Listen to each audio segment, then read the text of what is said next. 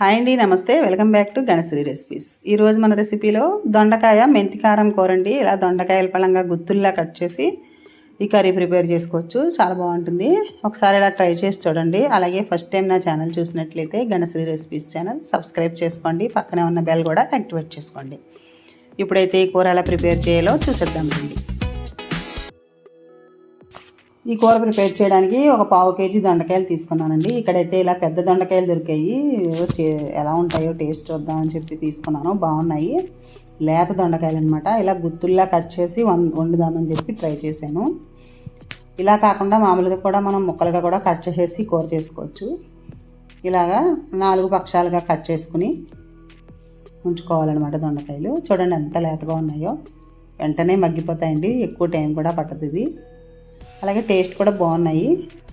ఈ దొండకాయలు దొరకకపోతే మామూలుగా మనకి ఎప్పుడు దొరికే బజార్లో దొరుకుతూ ఉంటాయి కదా, సన్నగా ఉండే దొండకాయలు, వాటితో కూడా చేసుకోవచ్చు. వాటితో అయితే ఇంకా బాగుంటుంది టేస్ట్. అన్నీ కట్ చేసి పెట్టుకున్నాక ఇప్పుడు స్టవ్ ఆన్ చేసి కడాయి పెట్టుకుని 1 స్పూన్ వరకు ఆయిల్ వేసుకోవాలి. ఇందులోకి కొద్దిగా శనగపప్పు, మినపప్పు 1/2 స్పూన్ చొప్పున వేసుకోండి. అలాగే 1 పావు టీ స్పూన్ మెంతులు వేసుకోవాలి. అలాగే కొంచెం జీలకర్ర, ఆవాలు కూడా వేసి వేయించుకోవాలి. కంపల్సరీ మెంతులు అయితే వేయాలి, మెంతి కారం కూర కదా. ఇవన్నీ వేగేటప్పుడే ఒక 7-8 ఎండుమిర్చి వేసుకోండి. కారానికి తగ్గట్టు ఎండుమిరపకాయలు కూడా కొంచెం వేయించుకోవాలి. ఇదే మెంతి కారంతో మనం వంకాయ కూడా గుత్తి వంకాయల్లో కోసుకుని మెంతి కారం పెట్టి వండుకోవచ్చండి. చాలా బాగుంటుంది. అలాగే ఇందులోకి 1 పావు టీ స్పూన్ వరకు ధనియాలు కూడా వేసానండి. టేస్ట్ బాగుంటాయి. పచ్చి ధనియాలు వేసి వేయించుకోవాలి. అలాగే కొంచెం కరివేపాకు.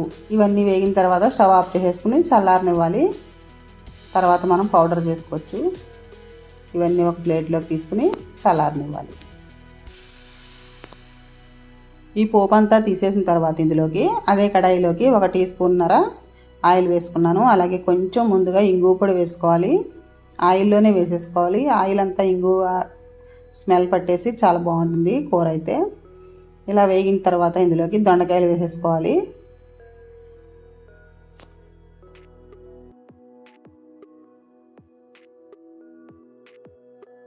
ఇవి తొందరగా వేగడానికి, అలాగే కొంచెం దొండకాయల్లో కూడా ఉప్పు చేరితే బాగుంటాయి. అందుకని కొంచెం సాల్ట్ వేసుకుని, అలాగే కొంచెం పసుపు కూడా వేసేసుకుని ఇలా కలిపేసి మూత పెట్టేసుకుంటే, 1-2 సార్లు అలా మూత తీసి కలుపుకుంటే, స్టవ్ లో ఫ్లేమ్లో పెట్టుకుని వేయించుకుంటే తొందరగా వేగుతాయి అన్నమాట.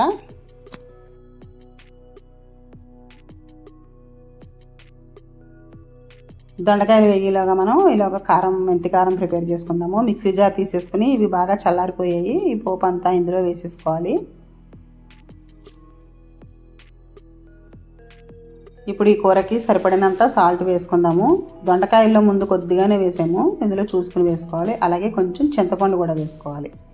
చాలా తక్కువ, టేస్ట్ కోసం కొంచెం చింతపండు వేసుకోవాలి. ఇవన్నీ వేసేసుకుని కొంచెం పసుపు కూడా వేసి మెత్తగా గ్రైండ్ చేసేసుకున్నాను. ఇలా పౌడర్ చేసుకుని పక్కన పెట్టుకోవాలి. ఇప్పుడు దొండకాయలు చూద్దాము వేగిపోయేలేదో. ఇంకొంచెం సేపు వేగితే సరిపోతాయి. ఆల్మోస్ట్ వేగిపోయాయి. స్టవ్ లో ఫ్లేమ్లో పెట్టుకుని వేయించుకుంటే మగ్గుతాయి అన్నమాట మెల్లిగా, లేదంటే మాడిపోతాయి. చూసుకుంటూ వేయించుకోవాలి. కాయల పలంగా ఇష్టం లేకపోతే ముక్కలుగా కూడా కట్ చేసి వేసుకోవచ్చండి. దొండకాయలు బాగుంటాయి. ఇప్పుడైతే మొత్తం దొండకాయ అంతా వేగిపోయింది. ఇప్పుడు రెడీ చేసుకున్న కారం వేసేసుకుందాము. ఆల్మోస్ట్ మొత్తం వేగిపోయాయి కాబట్టి ఈ కారం ఒకసారి వేసేసి మొత్తం అంతా ఒకసారి కలుపుకొని మూత పెట్టేసి స్టవ్ ఆఫ్ చేసేసుకోవచ్చు. ఆ వేడికి కూర కూడా అంతా ఆ కారం పీల్చేసుకుంటుంది, సరిపోతుంది అనమాట. ఇలా మొత్తం ఒకసారి కలిపేసుకున్న తర్వాత మూత పెట్టేసి స్టవ్ ఆఫ్ చేసేసుకోవడమే. అంతేనండి, దొండకాయ మెంతి కారం రెడీ అయిపోతుంది. చాలా అంటే చాలా బాగుంటుందండి. రైస్లోకి బాగుంటుంది ఎక్కువ. ఒకసారి మీరు కూడా ట్రై చేసి చూడండి. అంతేనండి, వేడివేడిగా టేస్టీగా చిటికెలో దొండకాయ ఫ్రై అయితే రెడీ అయిపోయినట్లే. చాలా తొందరగా అయిపోతుంది. ఒకసారి మీరు కూడా తప్పకుండా ట్రై చేసి చూడండి. అలాగే వీడియో లైక్ చేయండి, మీ ఫ్రెండ్స్కి రిలేటివ్స్కి షేర్ చేయండి. వేడివేడి అన్నంలో నెయ్యి వేసుకుని తింటే చాలా బాగుంటాయి. Thank you for watching.